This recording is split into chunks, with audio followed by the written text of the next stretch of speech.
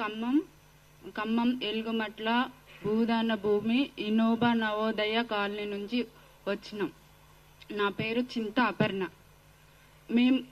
మాకు ఇంతవరకు సార్ మేము గత 10 సంవత్సరాల నుంచి కూడా అదే భూమిలో ఇల్లు కట్టుకొని చిన్న చిన్న పిల్లలతో తీసుకొని వచ్చి చుట్టుపక్కల విలేజ్లలో కానివ్వండి, పక్కన ఊర్లలో కానివ్వండి, పక్కన ఉన్న గ్రామాలలో కానివ్వండి, అలాగే ఖమ్మం పట్టణంలో కానివ్వండి, కూలి పనులు చేసుకుంటూ ఇళ్లలో పనులు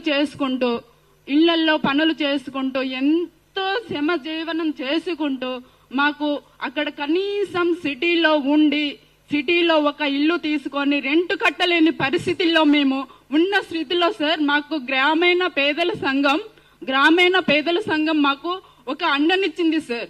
అండనిచ్చింది ఎలా ఇచ్చిందంటే, ఇది మీరు నిజమైన పేదవాళ్ళ కాదా అనే స్థితిలో వాళ్ళు మమ్మల్ని గేదర్ చేశారు సార్. మీరు ఎక్కడి నుంచి వచ్చారు, మీరు ఇక్కడ ఎందుకు ఉంటున్నారు, మీ ఊరు ఎక్కడ, మీ పల్లె ఎక్కడ అని అడిగారు సార్. అడిగితే మాకు మా ఊర్లలో జీవనాధారం లేదు సార్, జీవనాధారం లేదు.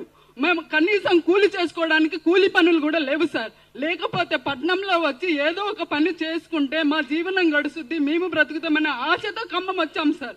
పొట్ట చేత పట్టుకొని ఖమ్మం వచ్చి మేము చిన్న చిన్న పనులు చేసుకుంటూ రెంట్లు కట్టలేక తినక ఉప్పు కారం లేక ఒక్కొక్క రోజు పస్తులు పడుకునే వాళ్ళం సార్. అలాంటి సమయంలో ఈ గ్రామీణ పేదల సంఘం మీకు పలాని కాడ మీలాంటి పేదలకి ఇలాంటి భూదాన భూమి ఉంది అమ్మా, మీరు అక్కడ వచ్చి నివాసము ఉండండి, మీరు కట్టుకోలేరు, ఏదో ఒక పని చేసుకొని మీ ఇంట్లో మీరు ఉండండి అని చెప్పి మాకు ఒక ధైర్యాన్ని నిలిపి అక్కడ మమ్మల్ని తీసుకెళ్లి మా గ్రామీణ పేదల సంఘం మాకు ఒక నిల్వ నీడనిచ్చింది సార్, నిల్వ నీడనిచ్చింది. అలాంటి నీడని ఈ రోజు కాంగ్రెస్ ప్రభుత్వం ఎలా చేసిందంటే సార్, చిన్న చిన్న పిల్లలు కూడా పడుకున్నాం సార్, కనీసం నిద్రలో నుంచి మేలుకోలేదు సార్. ఆ రోజైతే మాకు తెలియదు, రోజువారీగా కూలీలకు వెళ్తాం, పల్లెటూర్లలో చుట్టుపక్కల ఊర్లలోకి వెళ్ళి సిటీలోకి వెళ్ళి పొద్దంతా ఒళ్ళు వంచి పని చేసుకొని వస్తాం సార్. పొద్దంతా పని చేసుకొని వచ్చేవాళ్ళం సార్. పొద్దంతా పని చేసుకొని వచ్చి ఇంట్లో ఉన్నది లేనిది కారమో పచ్చడో ఏదో ఒకటి వేసుకొని తిని పడుకున్నాం సార్. పడుకున్నాక ఏమొస్తుంది, ఎట్నుంచి ఏమొస్తుంది, మేము 10 సంవత్సరాల నుంచి ఉంటున్నాం సార్.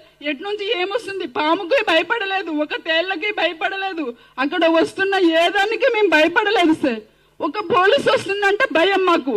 వాళ్ళు ఏం చేస్తారా, మమ్మల్ని ఏం చంపేస్తారా, మమ్మల్ని ఏమైనా చేస్తారా, నైటే సార్ వస్తారు, ఏదో దొంగల్లాగా వస్తారు. వాళ్ళు పోలీసులో దొంగలో తెలియకుండా పోతుంది సార్ మాకు. అలాంటి భయంలో మేము ఒక జంతువుకి గాని, ఒక పాముకి గాని, ఒక తేలుకి గాని ఏ రోజు భయపడి అక్కడ ఉండలేము సార్.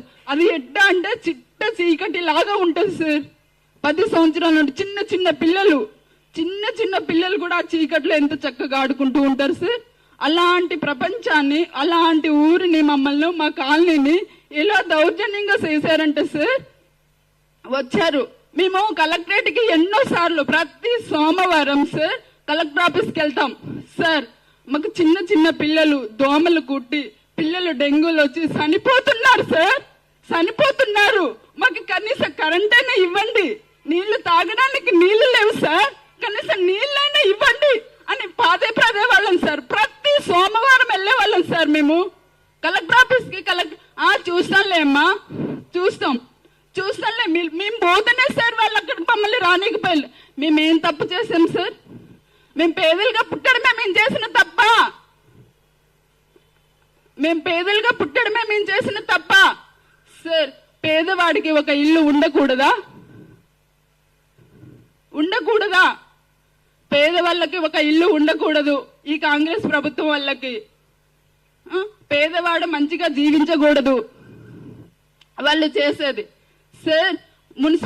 మున్సిపల్ ఆఫీస్ చుట్టూ ఎన్నిసార్లు సార్ నడుచుకుంటూ, ఒక్కొక్కసారి ఆటోలకి ఛార్జీలు లేకపోతే నడుచుకుంటూ మున్సిపాలిటీ ఆఫీస్కి వెళ్లే వాళ్ళం సార్. మాకు నీళ్లు కావాలి, మాకు తాగడానికి నీళ్లు లేవు, పట్టించుకోలేదు. ఎన్నో మా కాళ్ళు అరిగేలా చేసాం సార్.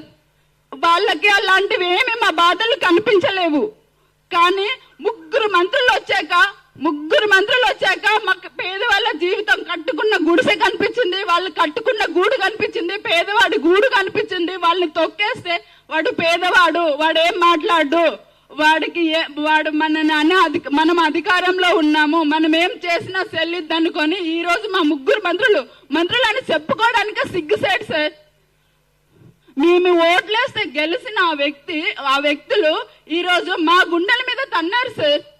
నైట్ వచ్చేసేసి పడుకున్నాం, మేము అలా పడుకున్నామో లేదో, నిద్ర అప్పుడు అట్లా నైట్ అంతా చీకట్లో ఉంటాం కదా, చీకట్లో ఉండేసేసి మేము ఏమి చేయలేని స్థితిలో, అంటే మామూలుగా నైట్ అంతా పనులకు పోయి వస్తాం కదా, పడుకొని మార్నింగ్ లేద్దాం 4 గంటలకే వచ్చి కాలనీ చుట్టుముట్టారు సార్.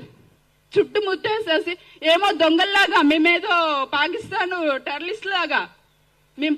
టెర్రరిస్ట్ లాగా చుట్టుముట్టేశారు. ఇదేంటి ఇంత జనం వచ్చారు, ఎప్పుడు లేదే, చిన్నపిల్లలు ఏడుస్తున్నారు, ఇంత జనాలను చూస్తే పిల్లలు ఏడుస్తున్నారు, కూల్ చేస్తున్నారు, కనీసం బట్టలు తీసుకోవడానికి కానీ అక్కడ ఉన్న వస్తువులు తీసుకోవడానికి కానీ ఏం అవకాశం లేదు. ఏందయ్యా అంటే మీరెవరు మాట్లాడదు సార్. ఒక ఇంటికి ఒక 5 మున్సిపాలిటీ వాళ్ళు, ఒక 6 పోలీసు వాళ్ళు ఒక్క ఇంటికి సార్, ఒక్క ఇంటికి కొలగొట్టడానికి పోయారు కదా అని చెప్పి మాట్లాడటం, మీరెందుకు పట్టాలు ఇవ్వలేదని మాట్లాడటం. మరి మేము 10 సంవత్సరాలు ఉన్నాం,